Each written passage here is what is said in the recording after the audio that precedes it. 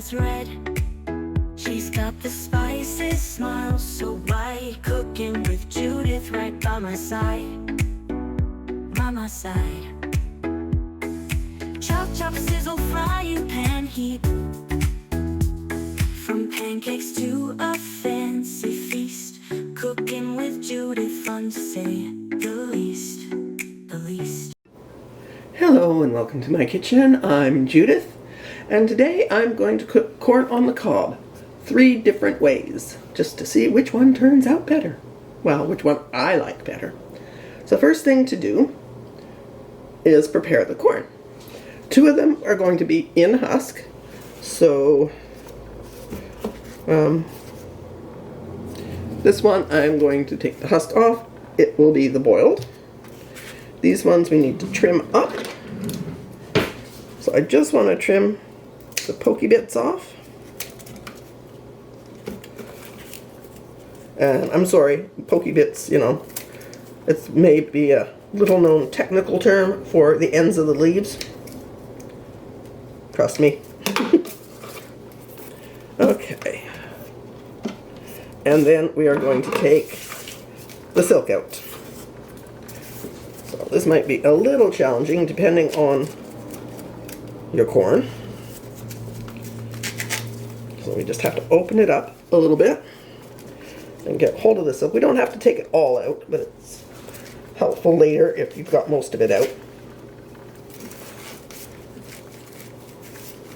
And we don't want to actually open up the husk too much, because we do want it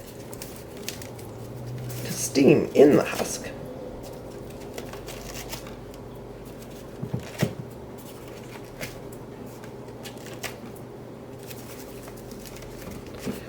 Okay, so I'm just going to trim the end off. We don't need that.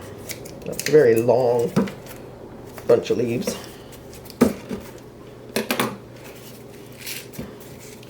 This one, the corn comes up closer to the end, so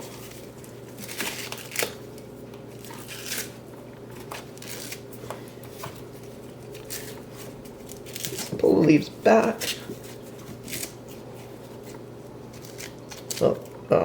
I don't know if you call those leaves. Sorry, I've been calling them leaves. They're actually the husk, not the leaf, as such. And then just hopefully kind of twist the end together so it won't be airtight or watertight or whatever. But and then these 2 we are going to put in a sink full of cold water. And if you have really big end on them or really loose bits, you can take the bits off. So pull that one off.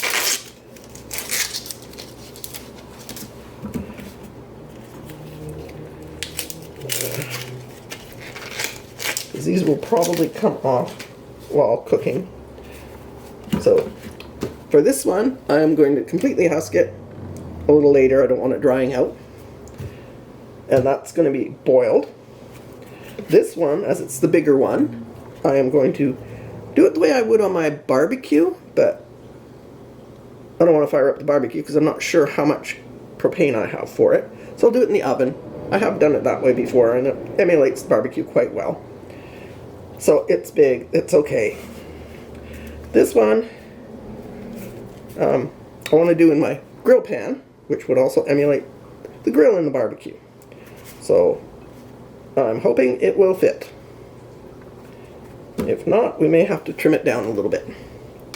So let me get these 2 in a sink full of cold water. So you don't need a lot of water in the sink. I like to get them so that they're just floating. Then you can roll them around. And we're going to let them sit in the water for up to 2 hours. And this is a trick my brother-in-law taught me while we were camping. We used to use a bucket and put the corn in a bucket full of lake water. And then when we're ready to cook, put them on the rack above the campfire. So these are the 2 that have been soaking in the cold water. The larger one, this one, will go in the oven. This one is going to go in the grill pan. And the grill pan is not oiled, well, any more than normal. It is a cast iron pan, so it does have a coating of oil. but I'm not adding any more. This one, we're gonna chuck, or husk, or whatever you call it when it's corn, and we're gonna boil. So I need to find a pot big enough to boil that one whole. Normally I would cut it in half, but these are gonna be whole, so I want that one whole as well. So let me get these started in the grill pan and the oven. Actually, one thing I do have to do is shorten this guy a little bit. So, there we go, that'll fit. And they are gonna take about an hour. So I'm waiting to husk that because it needs a lot less time. So there's the corn in the grill pan. And we're just gonna rotate it as it cooks so that things don't burn really badly. The other one is just in that white oven tray in the oven, and we will rotate that probably halfway through cooking. For our one that's going to be boiled, I decided to use my small roasting pan as it's the right shape. If I tried to use a Dutch oven or a stock pot or something, it would use so much water it would take forever to boil. So that's the secret with the boiled corn, is you want to get it boiling first and then put your corn in. Right. Now that our water is boiling, we're going to drop in the corn. And this one will only take 5 to 8 minutes. Let's turn that down, because we don't want it at a raging boil. And we are, as with the others, going to need to turn it because it's not fully submerged. I don't know how you fully submerge corn. It floats. So we'll get it down to a simmer and we'll recover it. So I'm just going to leave the lid cracked so it doesn't boil like mad. And let it do its thing for the next 5 minutes. Now for the ones that have been on the grill and in the oven, as you can see, the husks are scorching, and actually one came off, but that's not a big deal. That's why you don't want to try removing a bunch of them beforehand. You just keep turning it, and you can tell by the scorch marks which side hasn't been on the heat very long. So I think that's the way it needs to be. I did turn the one in the oven. So now we just wait a few more minutes. Oh, how do you tell if they're done? Feel it. Does it feel soft? I mean, I realize not everyone can handle the heat, but if they're feeling soft, they're done. So now, to clean up your corn, to serve, obviously you're not going to serve it like this. I have some lovely silicone gloves, and you will want to protect your hands. You peel the husk off, and silicone gloves work fabulous because you can also run the water with them on, because you want to get that silk off. And you do want to get your water hot first. Okay. Water not hot. Dispose of that before you get it all wet. If you're brave, you can pick the silk off,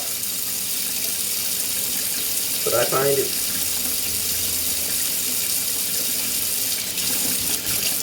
waiting for the water to get hot is best. And you just wash it, and the silk is gone. So there's our first cob of corn, and this is the baked one. So cob number 2, get the silk off it.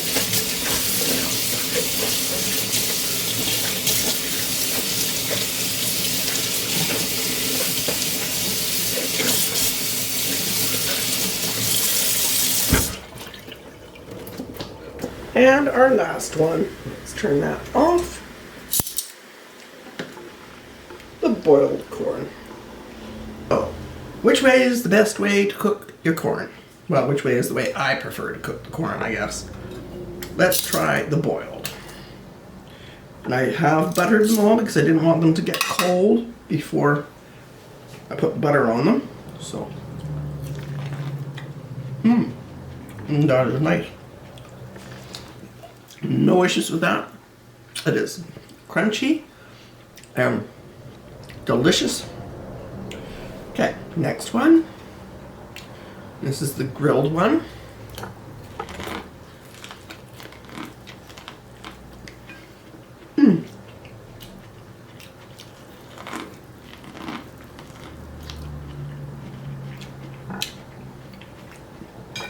Again, crunchy, delicious. Okay, let's go with the baked one.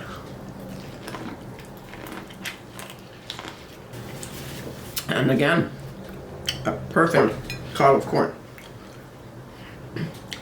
So I'm thinking it just depends on what you're doing, where you are, what you have available for cooking, how you cook your corn. They all came out beautifully. I used to think that boiling the corn was the worst way to cook it. I may be changing my mind. This is one comparison I did want to make. This is after dinner. I mean, not much longer. I've just finished what I had on my plate. I had little bits of corn and stuff a couple of minutes ago. So they haven't been sitting here very long, but hopefully you can see it. This is the one that was boiled. It's looking pretty wrinkly and dried out. This is the one that was grilled. Not too bad, but still, it's a little wrinkly. This is, oh actually, this is the one from the oven. This is the one that was grilled. It looks beautiful. Plump and shiny. So, boiled. It looks terrible. Grilled, not bad. Looks alright. The one from the oven, absolutely gorgeous. It looks like it's just been freshly cooked. And this isn't very long. It's only a few minutes. I'd say total of 15 minutes for these. Actually, these have been out longer. 15 minutes for this. And it's the worst looking one. And it's the boiled one.